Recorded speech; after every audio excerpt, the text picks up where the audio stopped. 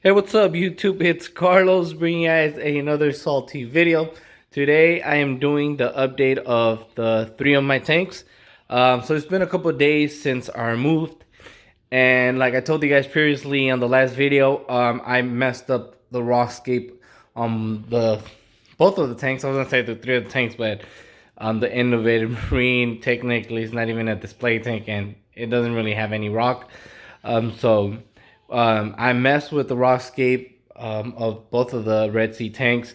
And let me tell you guys how hard it was to rescape this tank. As you guys see, it looks way different. I tried to replicate the previous rockscape because, to be honest, I loved the previous rockscape, but I couldn't replicate it anymore. It was just so hard, you know. It's things that just happens once in a lifetime, I think. Every time you move your tank around, or if you move or you transfer things to a new tank, you're not gonna have the same rockscape. And that is for me, but this is what I came up with, and we'll jump in more to this tank, and I'll tell you guys a little bit more what's been going on with the tank inhabitants, like the corals and the fish. Um, so yeah, let's talk the move, how it was for me moving this tank. Um, it was just me and my wife that moved this tank, and it was um, not as hard that I thought. It was just a lot of time and effort. Probably took us about 2 hours just to move the tank and setting it back up to this house. We actually moved from our previous home to this home is just like a 10 to 15 minute drive. So let's say 30 minutes just driving time, and then let's say an hour transferring everything, and just like 30 minutes to set up this tank. And then plus a 2 hours just trying to figure out the rockscape. Um, so when I moved this tank, guys, I kept all that same water that I was previously in this tank at my old house. And like I told you guys, I didn't do a water change for 3 weeks because I was supposed to close on this house like 3 weeks ago, but it took longer than I thought. So I just didn't want to do water changes anymore. I didn't want to deal with doing water changes. I was just topping off with fresh water, and that's what I was doing. And to be honest, guys, I was not even paying no attention to the tank. I didn't even clean the glass. I didn't even bother to like check up on the fish or the corals. I just fed the fish, and that was it. That was pretty much it. What I'll do with the top off, and that was it. So when we moved here, I used the same water. I used all my bins that I have. I use a 30-gallon storage bin. That's where I place most of the rocks. And then on some 5-gallon bins, buckets, that's where I place some individual corals, torches in one bin, the hammers and frogspins in the other. And then on the 30-gallon storage bin, I think that's where I put the rest of corals. And then the fish were just scattered around the buckets and on the storage bin. Same thing with the cleanup crew. So like a day after that I set up this tank. When the rockscape was all messed up, I knew I had to do a water change. So I think I did about 10 gallons of water change, and then not just that long ago, I think 4 or 3 days ago, I did another water change which was another 10 gallons. This is a 34-gallon tank. Technically, it's a 45 because of the back chamber, but I think the display is about 35 gallons. But I did another 10 gallons, and then um, I put new filter flaws. I kept the same carbon filter, which I just ordered some chemic pure blue, which I am going to be adding once I receive it. And, you know, kept the same ceramic rings. I haven't seen any type of cycle yet.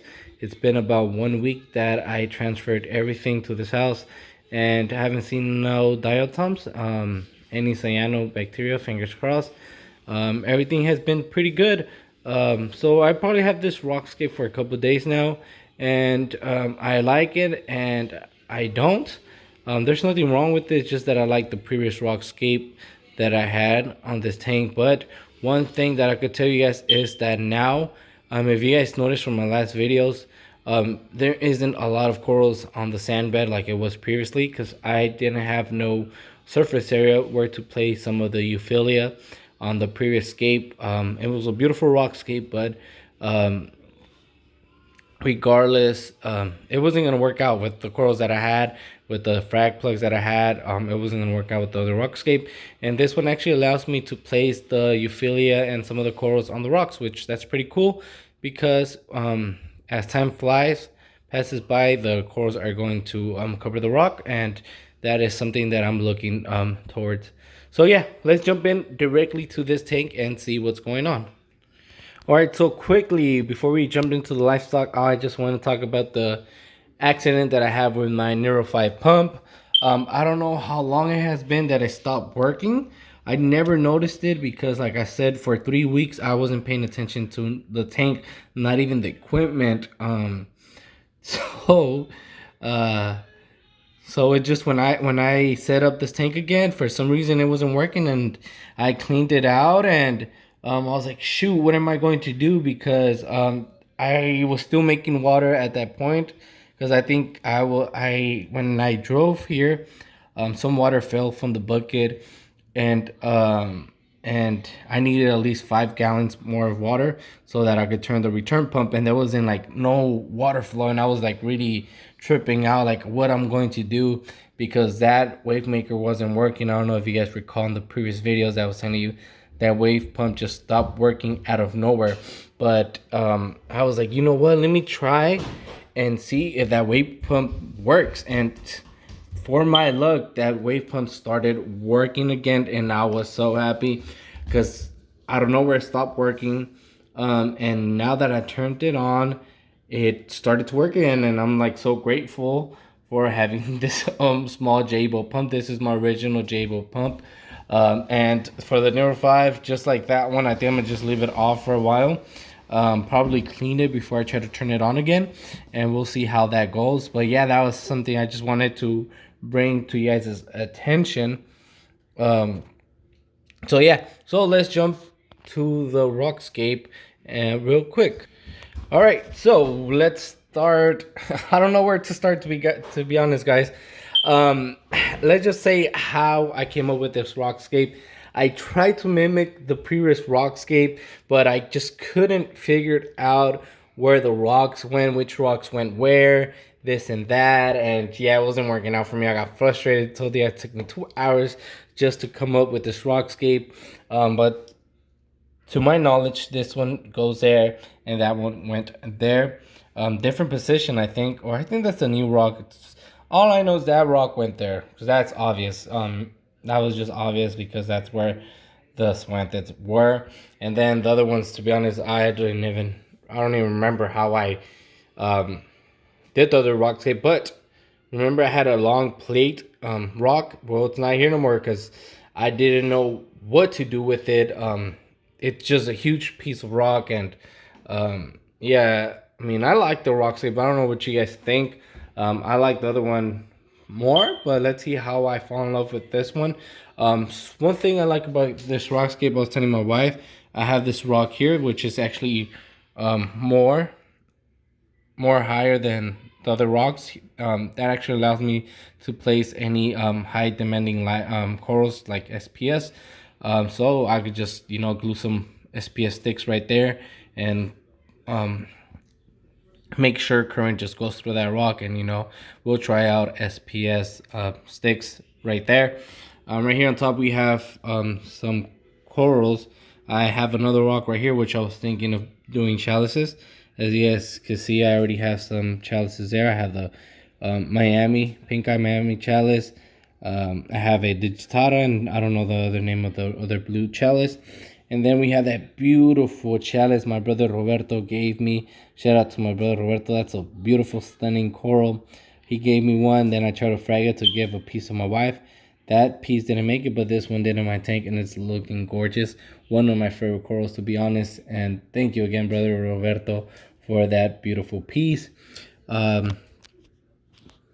yeah, I like the rockscape. Like I tell you guys, it just lets me place all the corals on the rocks. Of course, the mushrooms are going to be in the bottom. So let's start off with the right side real quick. Finally, because in the last video, or the last tank setup, I think I only had like one or two torch on the rocks, and the other ones they were just like, I remember they're like somewhere right here. They just, and it looked ugly, guys, to be honest. And now they're in the rock and they look gorgeous. Um, I don't know if this is a permanent spot for them. We'll see. I know I have to fix this one. They probably got moved by the snail, but I like how everything is doing pretty good. That they all have their distance from each other, as you guys can see there, except those two right there. So I don't know if I'm gonna keep those there together or what I'm going to do with them. And then my bleaching torch, it's actually coming back to life. It's gaining some color. That is what I'm noticing. So let's do a closer look of these guys. So this is a beautiful torch that I have, one of my favorites, and this is one of the largest pieces that I have. I know they're still getting adjusted to this tank and to the move, but all I care for now is that they're doing good and they're not showing any signs of stress. Here we got this super green fireworks torch. Is green tentacles with some purple bluish tips. Beautiful piece. I just can't believe the color on this guy is just so green. And behind it we have this other torch, and to be honest, I cannot describe the color of it, but I know it's sort of like greenish, faded green with some purple, with like some yellow pink tips, if that's something I could describe. Then here we have what it's called a green reaper torch. Its base is purple with highlighted green with green tips. Beautiful piece as well. And then above it we have a purple tentacle torch with yellow tips. And then this torch here, it's actually just like this one. They came from the same batch. But one thing I noticed that they have different type of colors. They morph differently. But I just love how this one looks. It looks gorgeous. I love how all my torches look, especially Euphyllias. They're just one of my favorites. And last but not least is my faded torch, which, to be honest, guys, this was the most gorgeous torch that I had. This was actually a green tentacle with yellow tips. It was stunning. I don't know where it just started to stress out and bleach. I did not dip this one because when I had my Indo Gold torch, I panicked and I dipped it with I think Microbacter 7. Oh no, I forgot what's a coral dip or something. It's from Brightwell, but excuse if I forgot the name. But I dipped it and I stressed it even more and it just dripped out and died. So for this one, I just told myself, you know what? I ain't going to dip it. I'm just going to leave it in the shade and leave it alone. If it dies, it dies. If it doesn't, it doesn't. You know, so far it's recovering its color. As you guys can see how it has two different type of tentacles. And talking Euphilia, now let's move on to the left side. We have some hammers and some frog spawns, as well as an octospawn. So yeah, so let's start. Here we have a gold slash orange hammer, and it's not stress. It actually was, it fell down to the sand, and I picked it up, actually cleaned the tank for you guys, and picked up the corals, put them in their place. Um, so it hasn't opened up yet, but it's doing pretty well. This beautiful hammer that I have here, it's branching, so that's awesome. Now let's move on to the next one. Here we have a hologram hammer. It's actually two heads. Let's see if I could get a side view of it. So yeah, it's actually two heads. I thought it was a wall, but I'm even more happier knowing that it's a branching type. That way it's easier to propagate. But it's a beautiful hologram hammer, and to be honest, guys, when it's happy, it's really huge. This is not even like 30% of how it expands. Now behind it we have a toxic hammer, and to be honest on this one, I don't know if it's a branching or wall type, but we'll find out since the stem is short. I'm not able to tell if it's wall or branching, but when it extends all its tentacles, it is big. It's a beautiful piece. Regardless, I love it. It's doing well. It's healthy. That is what's more important to me. I know some people, they care about being wall or branching, but for me, if the coral is doing well and it has some stunning colors to it, it's a plus. And this hammer is just doing so great for me. This is another side of it. Now let's move a little bit more up here. This one, to be honest, I do not know the name of this hammer. I think I came across a place where I bought it. When I bought it first, they didn't have no name for it. But last time I went, I think I recall it was actually a metallic hammer, if I remember. But again, same situation with toxic. I don't know if it's branching or wall. But in my opinion, they're both branching, but we'll see. But regardless, it's a beautiful piece. I love the fact that you feel you have a large variety of type of hammers and torches. So that's pretty awesome. I'm like Pokemon. I just want to collect them all. And just too much to collect. So I don't think that will ever happen to collect them all. Now, next to it, we have a splatter hammer or a toxic hammer. Again, it fell down and I picked it up, so it's not expanded all the way, but it's a beautiful piece. And that one for sure, I know that is branching because I just seen it from the side view, and it's doing wonderful and healthy. Same thing with my orange octospawn back there. It was actually open previously, but it actually moved to the side of the other hammer. I mean, there's nothing wrong with them touching each other, but I just wanted to be more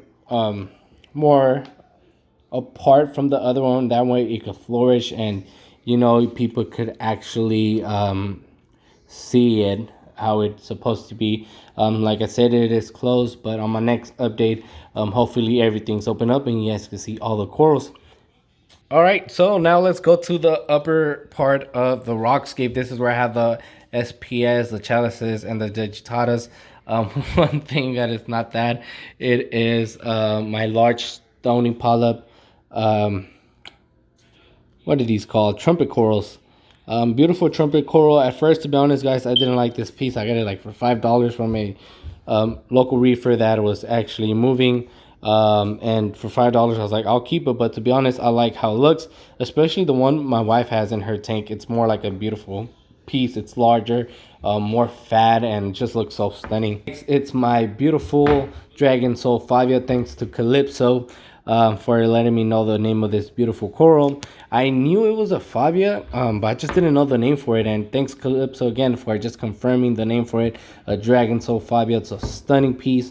One thing though, guys, it actually did get damaged by the move. Not only when I moved, but doing the aquascape again, the rockscape, it got damaged from the back, and I just noticed that it's actually touching that rock. So you know what? I'm actually have to probably figure out what I'm going to do with that rock. And hey, where is it? Say hi to my little black storm clownfish. And I already mentioned these corals again. The green chalice, beautiful. Thank you, brother Roberto. One of my favorite corals. Then I had these chalices that were in the Innovative Marine, which they weren't doing so well. But you know what? We'll place them in this tank and hopefully they do good. One thing I did notice is that the digitatas are doing good in this tank. Again, these were actually in the ground. They filled, and I just placed them here. So this was the location where they were at, so now they're opening it up.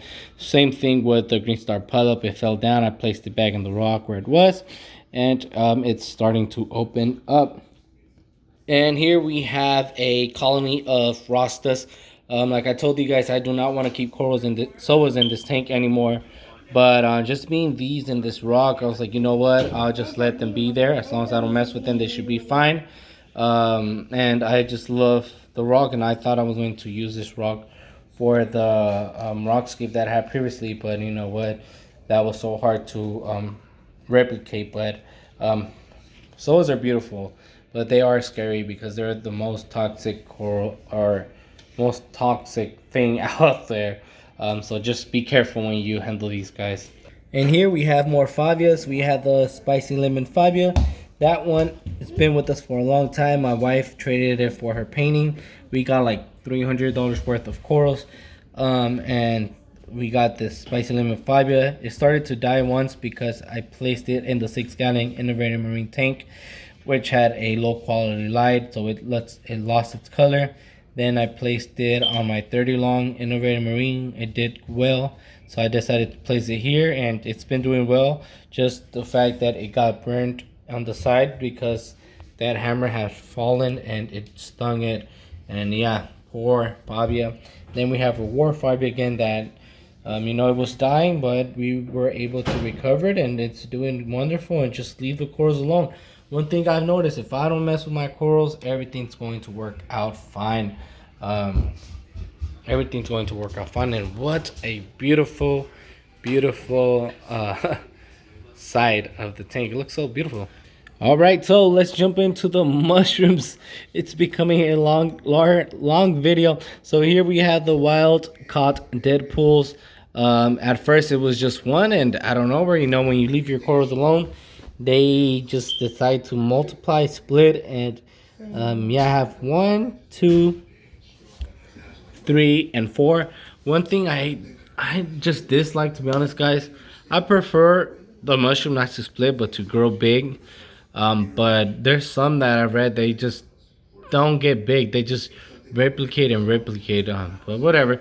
I mean, it is big when it's happy, but not what I would desire. But we'll see a year or two from now, God willing, how this hammers will look. Also, we have the baby Supermans. Sorry if you guys can't really see them. These actually came from my wife's Superman mushroom. It decided to drop babies, and it was originally in this plug, but it left the 2 babies here. But the babies, they were so tiny, but now they're growing their color with the blue spot. And let's see if you guys are able to see the blue spot. So hard to see with such a small coral.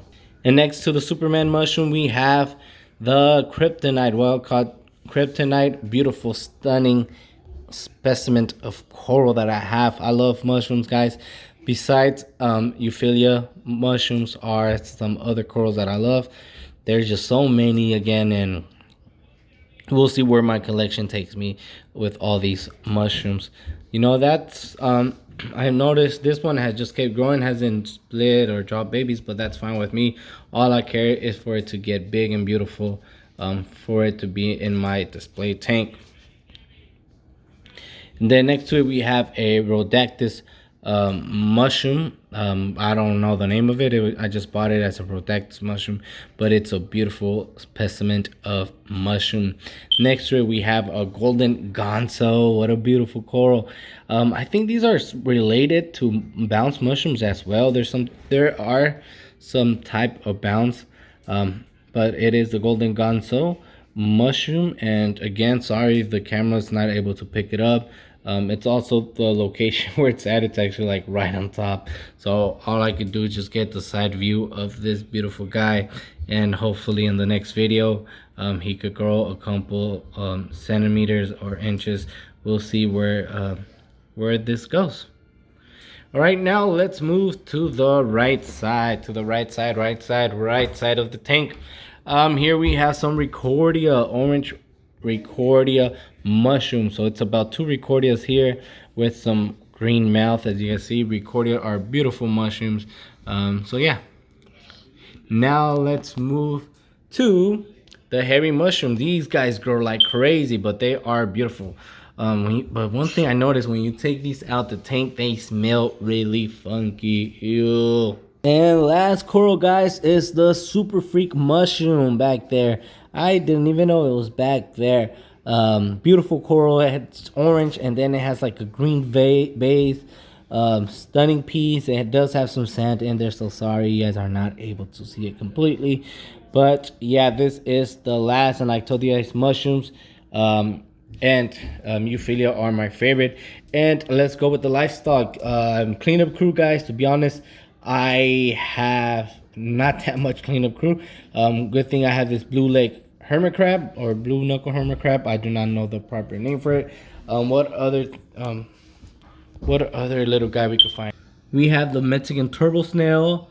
Um, to be honest, guys, I told my wife, I was like, babe, I don't see no hermit crabs. I don't see no small snails. Um, I know I have the snails. I forgot the name for the ones that they sand shift and sand. But Astrea snails, excuse if I forgot the name, but I don't have none of those. What Nesserite snails? I forgot the name, but I do not have no snails. I have no hermit crabs. I don't know what happened to them. They just probably died, I guess. So I told my wife we need to go to our local fish store and go buy ourselves at least $20 each of cleanup crew because our tank definitely needs it. I love seeing these little hermit crabs and snails just wandering around. They gives a lot of life to the tank. Um, so now let's go off with fish. I have the yellow tank. I love this tank. I have so much love for it. Remember, guys, this tank was dying, and I did everything I could. I even blew in its mouth, trying to see what was wrong with it, trying to see my tactics work, and it worked. I'm so happy. It was dying, to be honest, guys, and now so healthy and fat, and I'm happy to have him here, or he or she here on my tank. Then we have a dotty back, royal dotty back. I think that's the name for it. Excuse me if that's not the proper name. I forgot. We have a mandarin. We have my dragonair, mandarin dragonair goby here. Beautiful. It's doing well because there is actually a healthy. There's a healthy. What's that word I'm looking for? There's a lot of pots in this tank, so it's doing wonderful. And then we have my previous so-called mocha storm clownfish, which ended up becoming black storm clownfish. And this is weird. They're always swimming around, and they're just here in this little rock. So this is probably their home. I don't have an enemy for them. I don't know. Should I get an enemy? I had an enemy before in my tank, but it just disappeared out of nowhere. My wife had one. It got so big. It was beautiful. I told her not to rehome it. She wanted to rehome it because of her torches. But do we need an enemy here? Let me know in the comments down below what you guys think. Should I get an enemy? Another fish that I have is a 6-line ras. So it's somewhere in the rocks, guys. But yeah, this is pretty much the end of this video. It's been a long video, to be honest. 30 minutes almost. I was going to do an update on the 3 of the tanks, but just being a long video, guys, I think I'll just do a separate video for each of the tanks. We'll see how it goes on my wife's tank. How long it takes me. If it's not as long as this one, we probably could make it 2 tanks in just one video. But yeah, guys, this is the update of my Redsea Max E170. I hope you guys like it. I'm just so excited for what's going to come for this tank. And my son is asking me to go do a video in his room, so we'll go make a video in his room. So this is it for the Redsea Innovative Marine Tank. Redsea Innovative Marine Tank. There you go. When you make a video for so long, you don't even remember the name of your tank. It's a Redsea Max E170. Again, guys, this is Carlos with Twins Reef. Thank you guys for watching, and I'm out. Peace.